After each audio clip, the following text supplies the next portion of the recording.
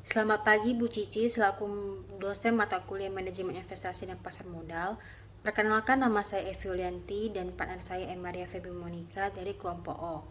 Kami akan menjelaskan analisis fundamental dan teknikal dari perusahaan Telkom Indonesia yang bergerak di bidang telekomunikasi. Yang pertama, saya akan menjelaskan profil perusahaan dari PT Telkom. PT Telkom Indonesia atau disebut dengan Telkom adalah badan usaha milik negara yang bergerak di bidang jasa layanan telekom, teknologi informasi dan komunikasi, dan jaringan telekomunikasi di Indonesia. Pemegang saham mayoritas Telkom adalah pemerintah Republik Indonesia sebesar 52,09%, sedangkan 47,91% sisanya dikuasai oleh publik. Saham Telkom diperdagangkan di Bursa Efek Indonesia dengan kode TLKM dan New York Stock Exchange dengan kode TLK. Kemudian saya akan menjelaskan tentang analisis fundamental. Analisis fundamental adalah salah satu cara yang terbaik untuk mengetahui segala sesuatu pergerakan harga saham. Analisis fundamental terdiri dari 3 bagian, yaitu analisis makroekonomi, yang kedua analisis industri, dan ketiga analisis perusahaan. Yang pertama saya akan menjelaskan analisis makroekonomi. Bisa dilihat gambar pertama. Kurs rupiah pada tanggal 28 April 2020 senilai 15.400,5, melemahnya 0,92% dari sebelumnya senilai 15.317. Melemahnya rupiah disebabkan oleh timbulnya kepanikan global karena dampaknya pandemi COVID-19, sehingga investor asing melakukan aksi jual di bursa saham. Untuk menstabilkan kurs rupiah, Bank Indonesia mengeluarkan kebijakan memangkas suku bunga acuan di level 4,5% dan membeli surat hutang negara senilai 172,5 triliun. Yang kedua, saya akan menjelaskan tingkat inflasi. Pada gambar kedua, tingkat inflasi bahwa perekonomian Indonesia menunjukkan kinerja yang baik dan stabil selama 5 tahun terakhir. Dan pada tahun 2019, tingkat inflasi di Indonesia menjadi paling terendah selama 8 tahun terakhir sebesar 2,72%. Hal tersebut disebabkan oleh terkendalinya harga dan pasokan dengan berbagai komoditas pangan.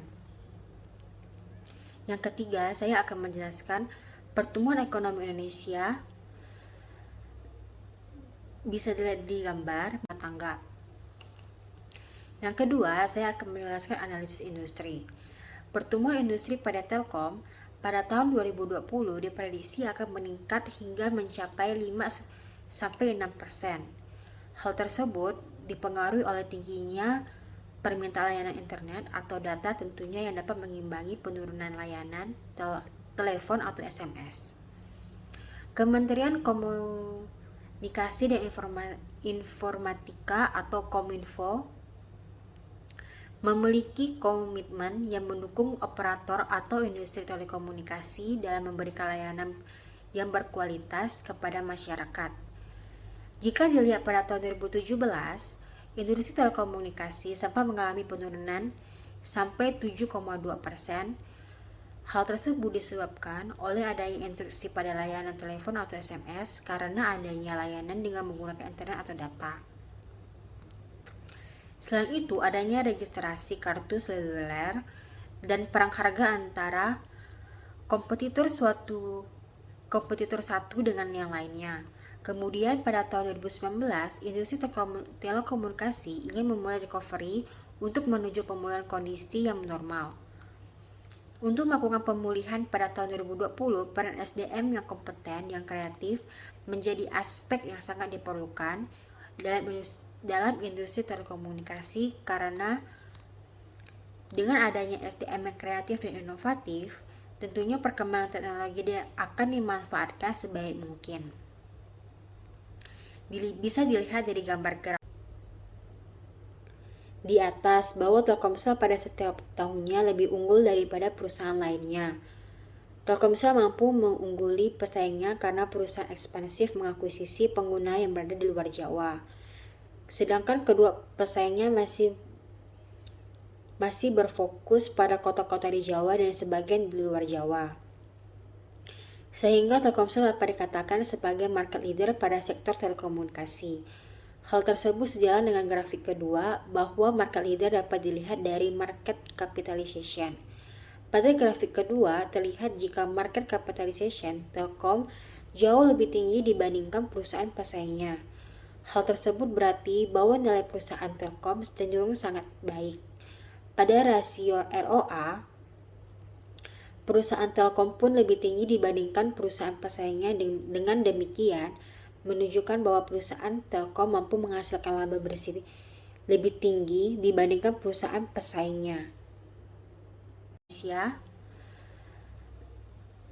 Bisa dilihat di gambar, menunjukkan bahwa pertumbuhan ekonomi Indonesia pada tahun 2019 mengalami penurunan dibandingkan dengan tahun lalu sebesar 0,15%.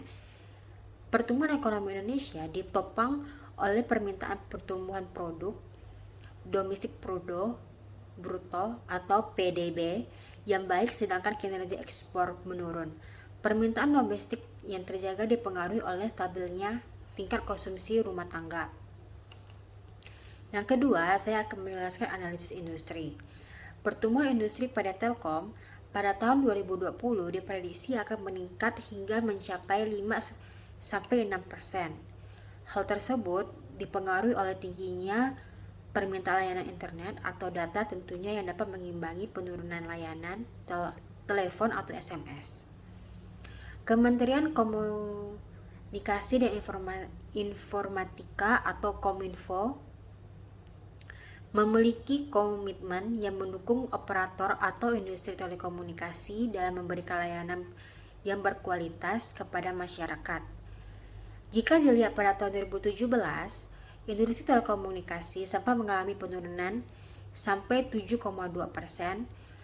Hal tersebut disebabkan oleh adanya interupsi pada layanan telepon atau SMS karena adanya layanan dengan menggunakan internet atau data.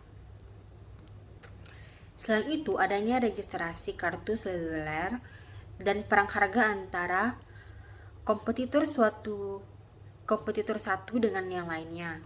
Kemudian pada tahun 2019, industri telekomunikasi ingin memulai recovery untuk menuju pemulihan kondisi yang normal. Untuk melakukan pemulihan pada tahun 2020, peran SDM yang kompeten, yang kreatif, menjadi aspek yang sangat diperlukan dalam industri telekomunikasi, karena dengan adanya SDM yang kreatif dan inovatif, tentunya perkembangan teknologi akan dimanfaatkan sebaik mungkin. Bisa dilihat dari gambar grafik di atas bahwa Telkomsel pada setiap tahunnya lebih unggul daripada perusahaan lainnya. Telkomsel mampu mengungguli pesaingnya karena perusahaan ekspansif mengakuisisi pengguna yang berada di luar Jawa. Sedangkan kedua pesaingnya masih berfokus pada kota-kota di Jawa dan sebagian di luar Jawa.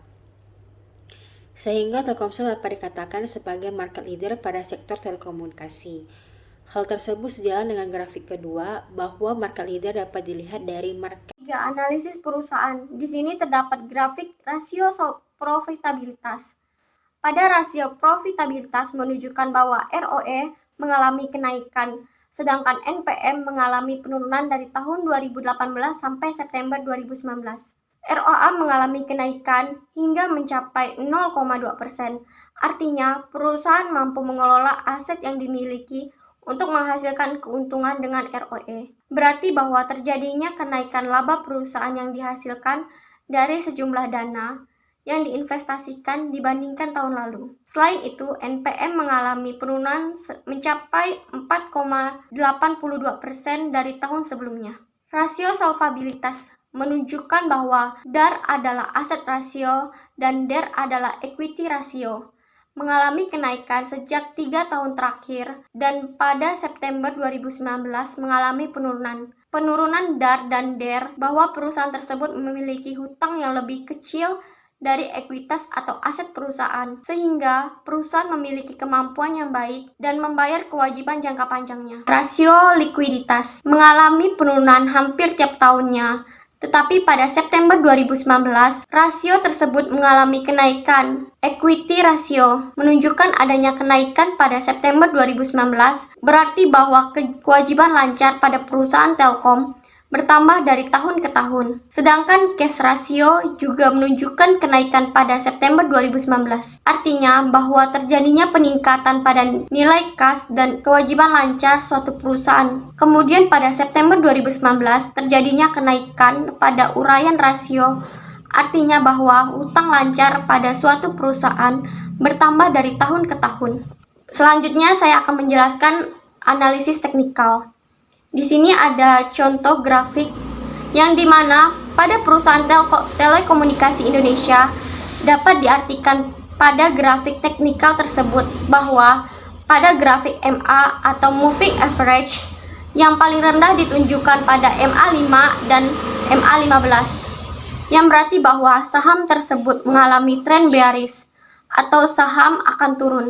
Sedangkan pada indikator volume menunjukkan adanya tren positif. Hal ini terlihat pada volume buy yang menyebabkan harga naik. Pada MACD menunjukkan terjadinya dead cross, di mana garis biru memotong garis merah ke bawah. Pada MACD menunjukkan terjadinya dead cross, di mana garis biru memotong garis merah ke bawah. Sehingga pada jangka pendek harga saham akan turun. Pada stok RSI menunjukkan kondisi akan menyentuh jenuh jual, yang berarti bahwa adanya sinyal untuk buy. Kesimpulan pada analisis ini adalah perusahaan Telkom merupakan market leader pada sektor telekomunikasi.